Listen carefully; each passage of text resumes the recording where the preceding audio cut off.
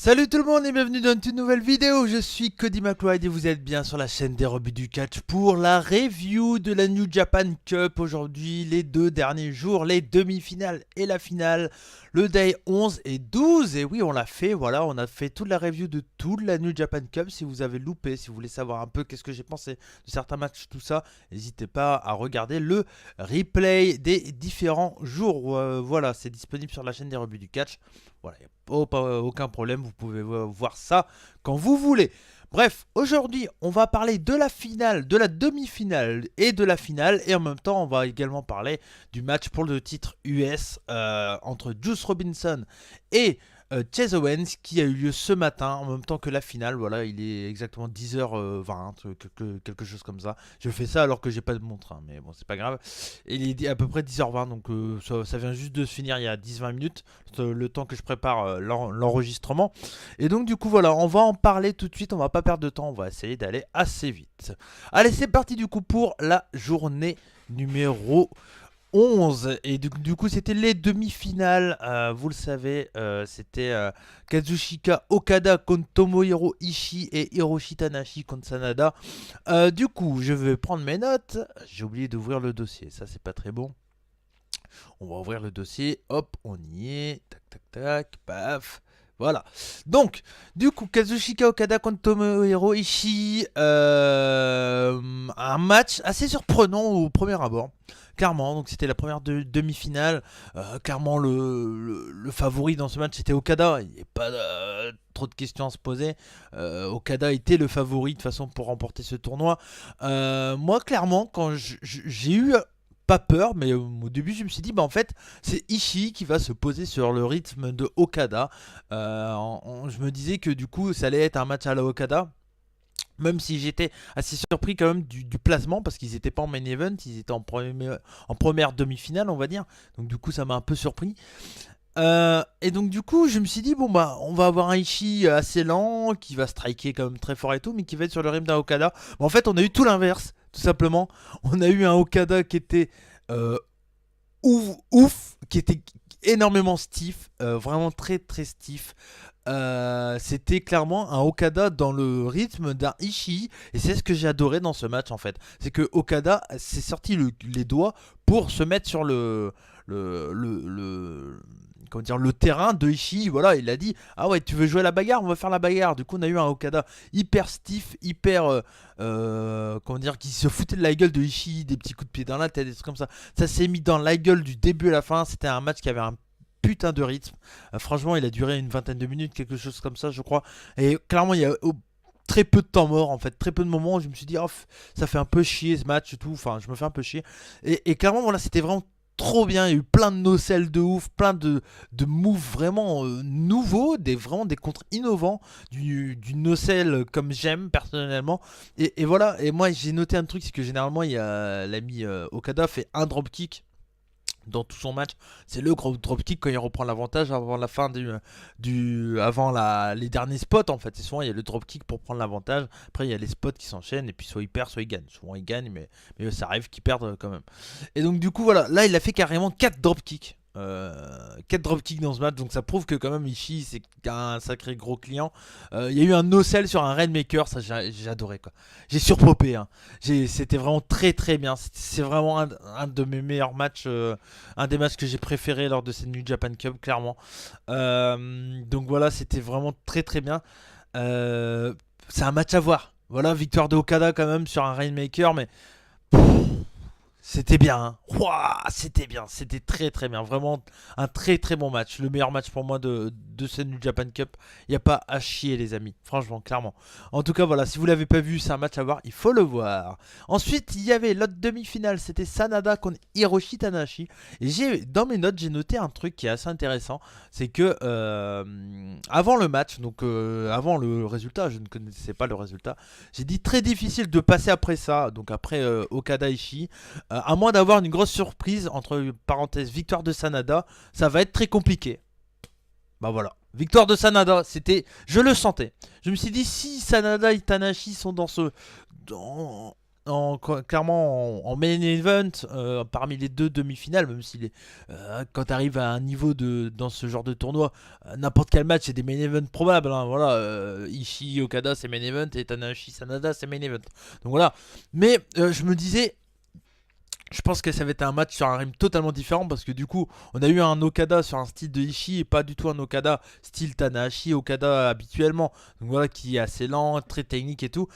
Une autre histoire quoi. Et effectivement, on a eu un match totalement différent de Okada Ishii. On a eu un match très plaisant, encore une fois, très cool, très très bon, hein, voilà, y a pas à chier. On a eu un Sanada mais over de dingue, je sais plus dans quelle ville ils étaient, mais c'était assez impressionnant de voir Sanada aussi over, et ça sent le pognon. Oh, c'est incroyable, qu'est-ce que ça sent le pognon Sanada, c'est vraiment très très plaisant encore une fois de regarder Sanada. Et Hiroshi Tanahashi qui se fait huer quoi. C'est peut-être la première fois que je vois Tanahashi huer. En l'espace de 3 ans que je regarde la NJPW, j'ai pas de souvenir que c'était déjà arrivé. Tanahashi hué, même si au fur et à mesure du match, il y a quand même des Tanahashi qui sont dans le public et tout ça, mais Sanada est très très over.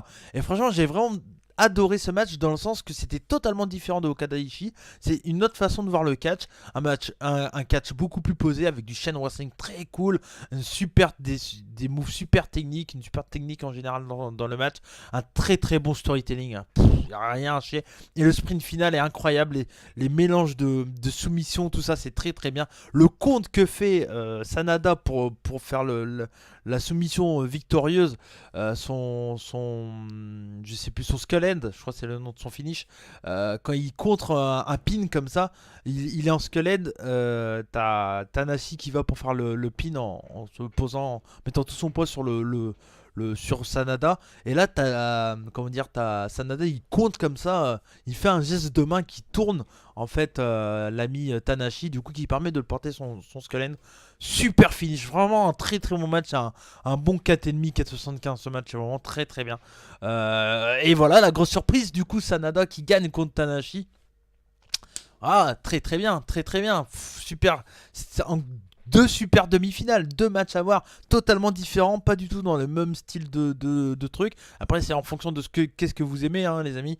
Si vous aimez plus que quand ça tape fort, du strong et tout, vous allez kiffer Okada Ishii. Si vous aimez tout ce qui est technique, hyper lent et tout ça, vous allez kiffer Sanada Tanahashi. C'est deux styles totalement différents. C'est le style d'Okada de base, mais que là, voilà, Okada est tellement complet qu'il peut se mettre dans n'importe quel style. Je pense que on l'a bien vu contre un mec, contre Ospreay, même si cette année Ospreay essaye de se mettre plus dans des divisions heavyweight, mais je me souviens son match l'année dernière, je crois que c'était à Sakura, non, au show anniversaire de l'année dernière, Okada Will Ospreay, où Ospreay était champion junior, il faisait encore énormément de moves junior, il essayait moins d'être heavyweight comparé à maintenant, on va dire. Okada n'hésite pas à faire des moves de junior et tout, c'est un mec, c'est le meilleur catcheur au monde, il est hyper complet. Je suis sûr, tu lui mets Nick Gage, Masashi Takeda, Marcus Crane, Alex Colon, peu importe quel deathmatch, quel catcheur deathmatch, il peut te faire un putain de deathmatch s'il a envie, il peut tout te faire. Tu lui mets Hideki Suzuki, il te fait un putain de match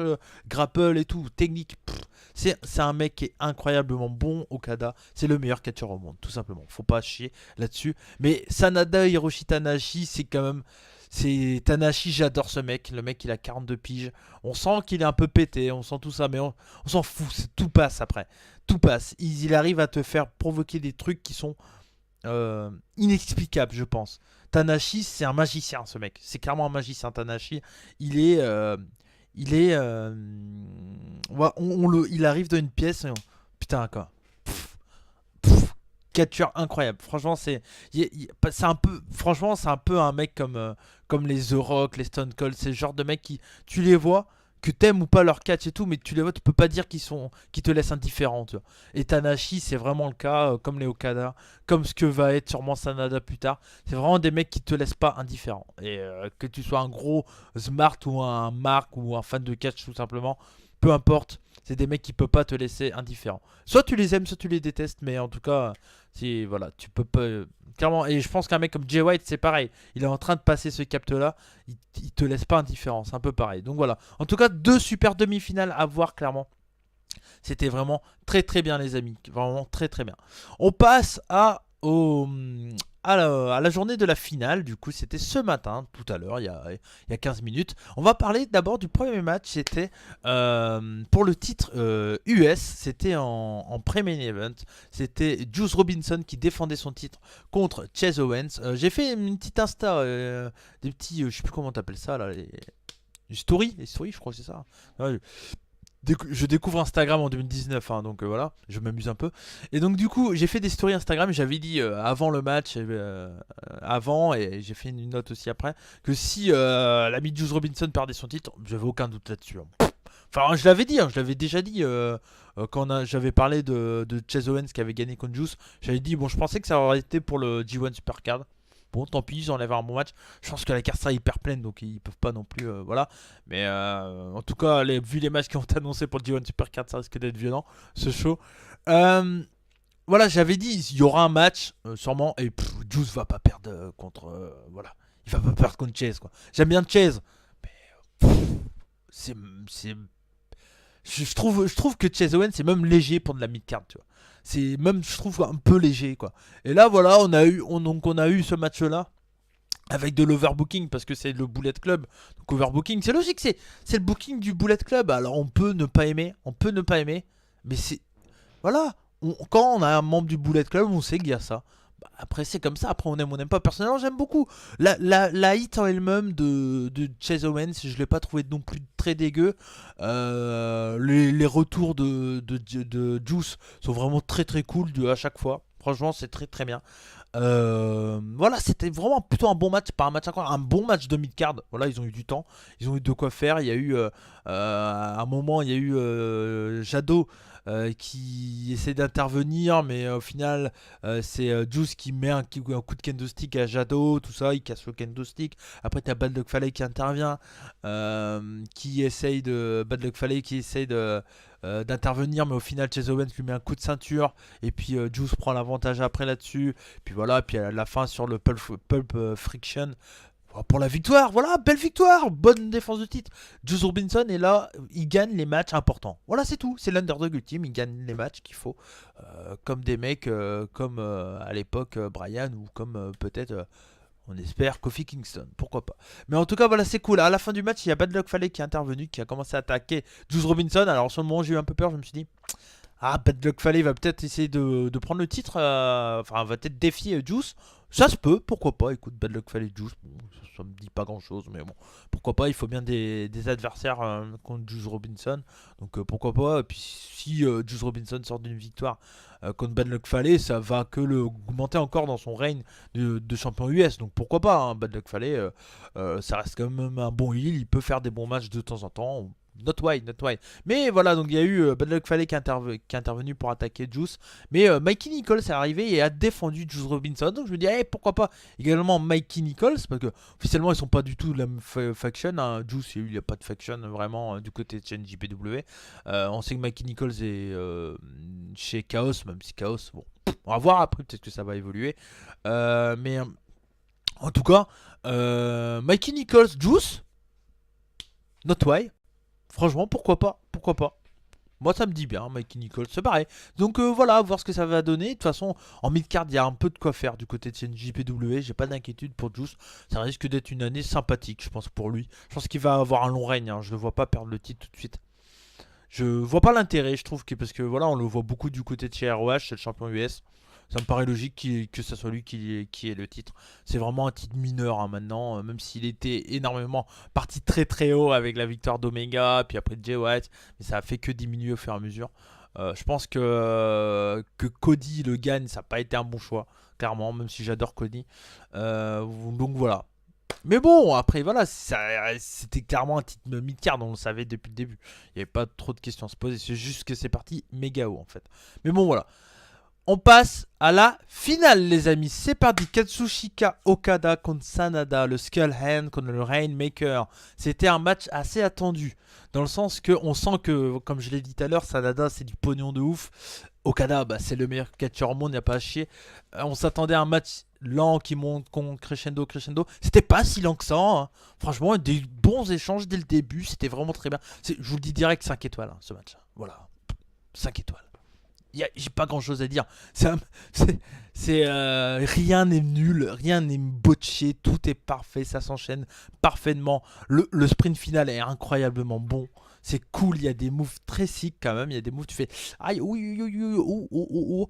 Mais voilà, le sprint final est cool, tout est bien. La montée, on sent de base, tu te dis, bon bah Okada va sûrement gagner. Et au fur et à mesure que le match avance, tu te dis, ah, et si il faisait gagner Sanada, et si il faisait gagner Sanada, c'est quand même.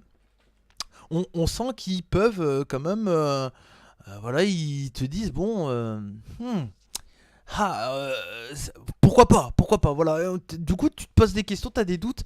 Alors que j'étais persuadé qu'Okada allait gagner, ils ont réussi à me faire douter, c'est con.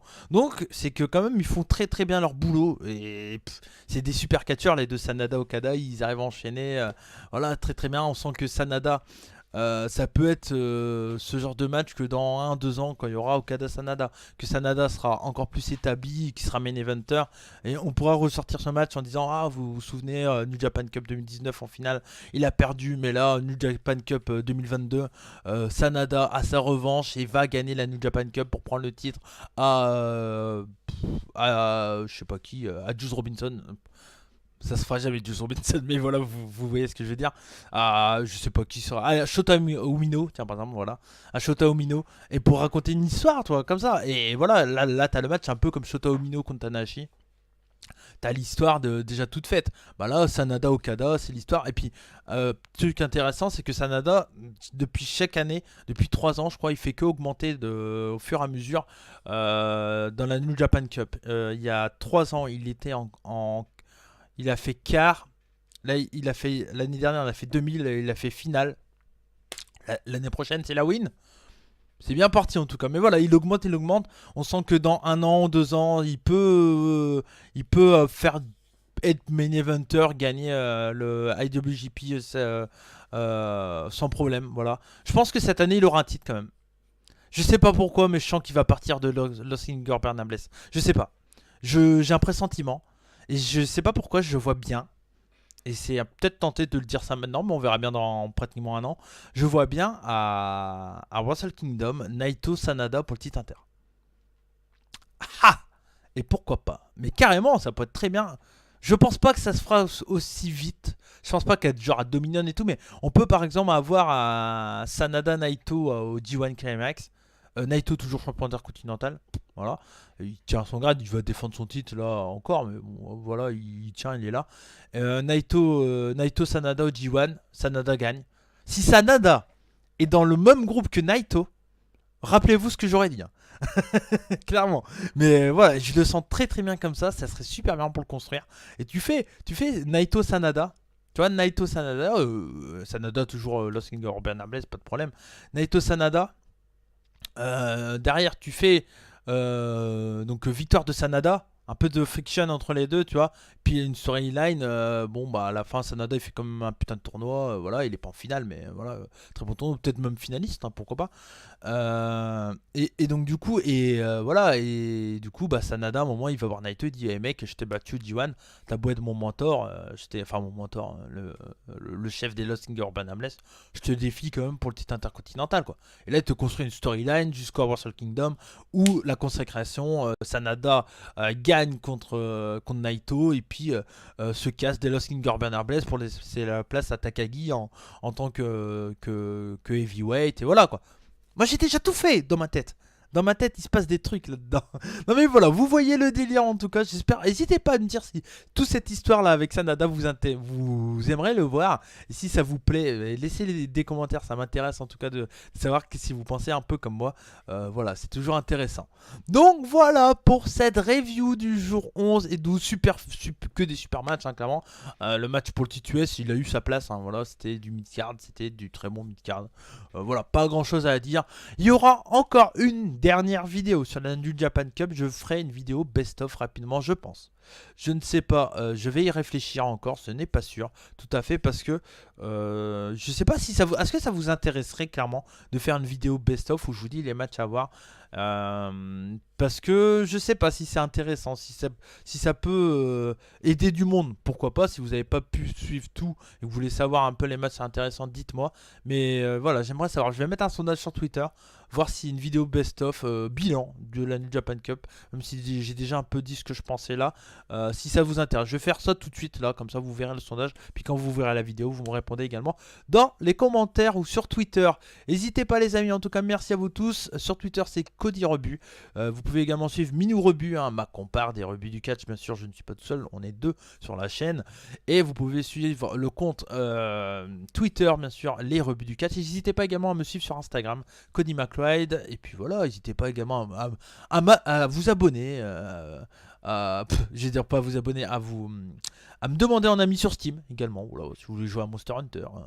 Si vous voulez suivre Cody McLeod sur Twitch également, je fais des streams de temps en temps, du gaming un peu. Enfin bref, voilà. N'hésitez pas à vous abonner à la chaîne des rebuts du catch, à liker si cette vidéo vous a plu, à laisser un petit commentaire, dire si toute cette histoire avec Sanada vous a plu, si vous voulez avoir une vidéo bilan en plus de cette vidéo sur la New Japan Cup, dites-le moi dans les commentaires, ça m'intéresse énormément. Je compte sur vous les amis, je vous fais des bisous, c'était Cody McLeod pour la chaîne des rebuts du catch, et comme on dit chez nous, Banzai, soyez curieux.